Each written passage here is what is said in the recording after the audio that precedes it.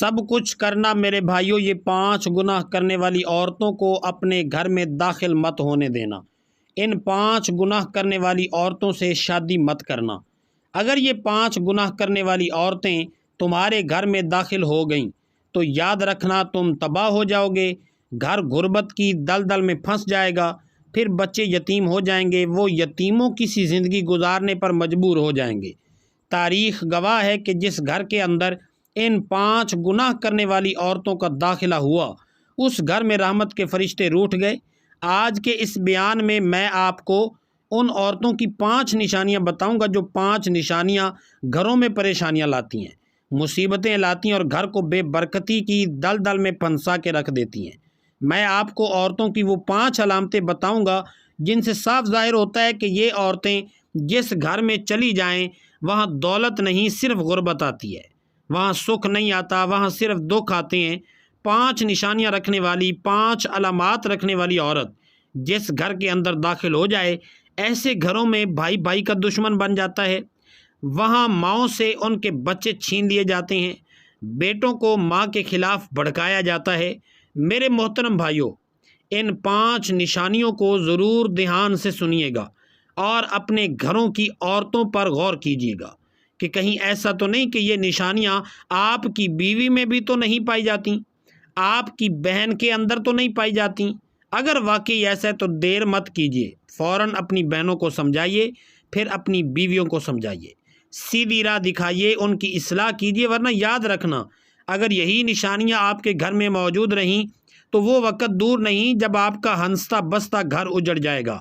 اور میرے محترم بھائیوں، آج کے دور میں کتنی ایسی عورتیں ہیں جو نہ صرف پڑھی لکھی ہیں بلکہ سمجھدار بھی ہیں۔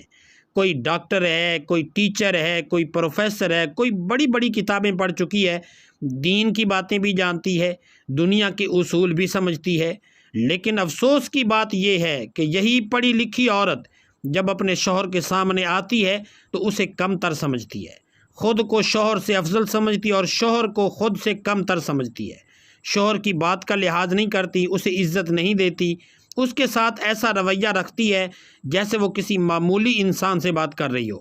یہ وہ عورتیں ہیں جو باہر کی دنیا میں تو بہت کچھ سیکھتی ہیں، سیکھی ہوئی ہوتی ہیں، باہر کی دنیا میں مگر شوہر کی عزت اور اس کے مقام کو بھول جاتی ہیں۔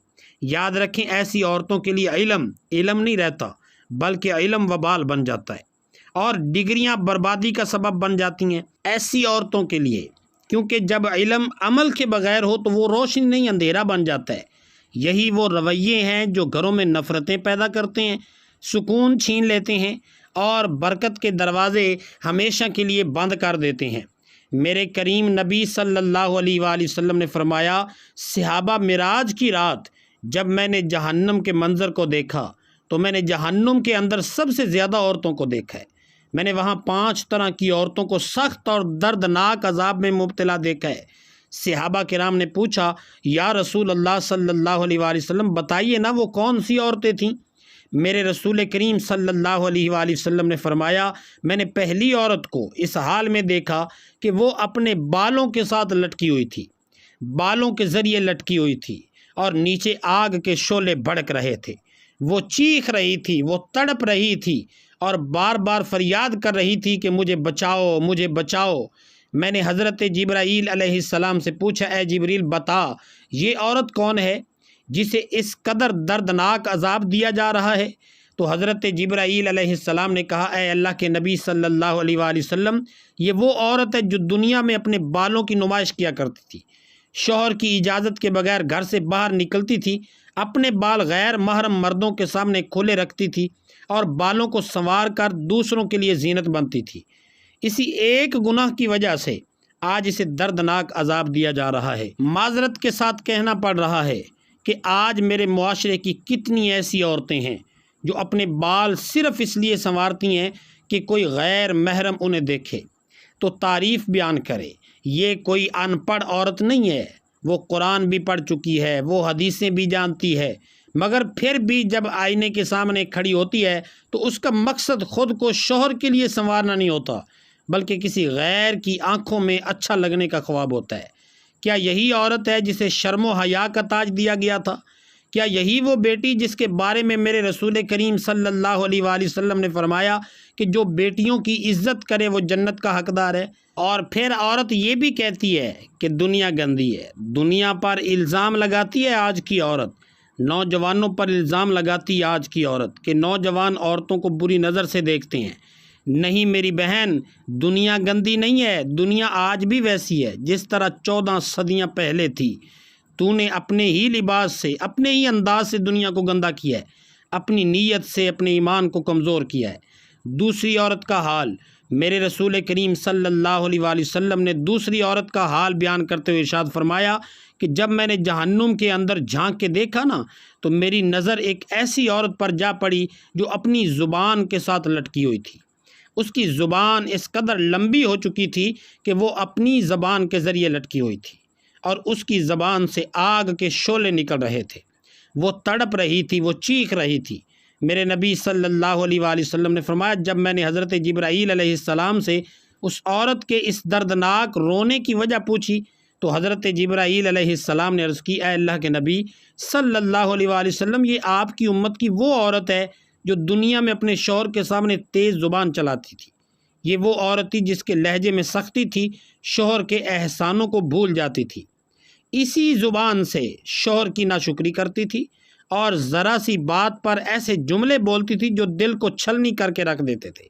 یاد رکھو میری اسلام کی مقدس شہزادیوں، زبان بدن کی وہ واحد چیز ہے جو بغیر ہلائے بھی زخم دے دیتی ہے۔ ہاتھ کا زخم مہینے میں ٹھیک ہو جاتا ہے، سال میں ٹھیک ہو جاتا ہے، مگر زبان کا زخم برسوں تک یاد رہتا ہے۔ معذرت کے ساتھ کہنا پڑ رہا ہے کہ آج میرے معاشرے میں کتنے ایسے لوگ ہیں جنہوں نے دوسروں کا جینا حرام کر رکھا ہے۔ چھوٹی چھوٹی باتوں پر غصہ آ جاتا ہے اور برداشت تو جیسے ہمارے دلوں سے ختم ہو چکی ہے۔ بات چھوٹی ہوتی ہے مگر انا بڑی ہوتی ہے، اختلاف معمولی ہوتا ہے مگر اس کو اتنا بڑھا دیا جاتا ہے کہ وہ نفرتوں کی شکل اختیار کر جاتا ہے، اور جب غصہ سر پر سوار ہو جائے تو پھر نہ رشتہ نظر آتا ہے، نہ محبت نظر آتی ہے، اور نہ ہی تو اپنے چھوٹے چھوٹے بچے نظر آتے ہیں۔ چھوٹی سی بیٹی اپنے ننھے ہاتھ باپ کے پیروں پر رکھتی ہے، روتی ہوئی آنکھوں سے توتلی زبان میں کہتی ہے ابو میری ماں کو طلاق مت دو، اگر ماں چلی گئی تو ہم کہاں جائیں گے؟ میرے محترم بھائیوں، یہ کہانی صرف ایک گھر کی نہیں، یہ چیخ ہر گلی کی ہے۔ میاں بیوی کے درمیان ایک معمولی سی بات تھی، اگر وہ دونوں صبر کر لیتے تو وہ بات ختم ہو جاتی، مگر نہ مرد نے معاف کیا نہ عورت نے جھکنا سیکھا۔ تو اصل 5 نشانیاں یہ ہیں۔ نمبر 1، پہلی نشانی، شوہر کے سامنے زبان چلانا، شوہر سے اونچی آواز میں بات کرنا، الفاظوں سے زخمی کرنا، بک بک کرنا۔ ایسی عورت صرف دل نہیں توڑتی، وہ گھر کی بنیادیں بھی ہلا کے رکھ دیتی ہے۔ سیدنا علی المرتضیٰ شیر خدا کا فرمان ہے ایسی عورت سے شادی مت کرنا۔ دوسری نشانی، بے نمازی ہونا۔ جب نماز میں دل نہ لگنے لگے، جب سجدوں سے دل بھر جائے تو سمجھ لو تمہارے گھر میں غربت آنے والی ہے۔ اگر ایسی عورت تمہارے گھر میں داخل ہو جائے جس کا نماز اور قرآن کے ساتھ کوئی بھی تعلق نہ ہو، جان لو کہ تمہارے گھر میں بے برکتی آنے والی ہے، کیونکہ جب عورت سجدہ کرتی ہے تو رب اس کے گھر کو اپنی رحمت سے بھر دیتا ہے۔ اللہ تعالیٰ جب ناراض ہوتا ہے تو روٹی بند نہیں کرتا، رزق بند نہیں کرتا۔ اللہ جب ناراض ہوتا ہے تو سجدوں کی توفیق چھین لیتا ہے۔ تیسری نشانی، چغل خوری اور غیبت کرنا۔ جس گھر کے اندر چغل خور عورت رہتی ہے، شوہر سے سنتی ہے، اس کی ماں کو سناتی ہے، وہاں کی سن کر یہاں لگانا، یہاں کی سن کر وہاں لگانا، ماں کی سن کر بیٹے کو سنانا، بیٹے کی سن کر ماں کو لگانا، پھر دونوں بھائیوں کو، ماں بیٹے کو ایک دوسرے سے ہمیشہ کے لیے جدا کر دینا، یہ کام ہوتا ہے چغل خور عورت کا۔ بھائی کو بھائی سے الگ کر دیتی ہے، بھائی کو بھائی کا دشمن بنا دیتی ہے۔ چوتھی نشانی، جھوٹ بولنے والی عورت۔ پانچویں نشانی، تکبر کرنے والی عورت۔ سب کچھ کرنا میرے بھائیوں، یہ 5 گناہ کرنے والی عورتوں کو اپنے گھر میں داخل مت ہونے دینا۔ یہ 5 گناہ کرنے والی عورتوں سے شادی مت کرنا۔ اگر یہ 5 گناہ کرنے والی عورتیں تمہارے گھر میں داخل ہو گئیں تو یاد رکھنا تم تباہ ہو جاؤ گے۔ آخر میں دعا ہے کہ اللہ تعالیٰ میرا سنانا اور آپ کا سننا اپنی پاک اور بلند بارگاہ میں قبول و منظور فرمائے، آمین ثم آمین۔ ناظرین، اپنے رزق میں وسعت اور برکت کے لیے اللہ کے 99 ناموں میں سے کوئی ایک نام کمنٹ سیکشن میں ضرور لکھیے گا۔ اللہ تعالی ہم سب کا حامی و ناصر ہو، آمین۔ السلام علیکم ورحمۃ اللہ وبرکاتہ۔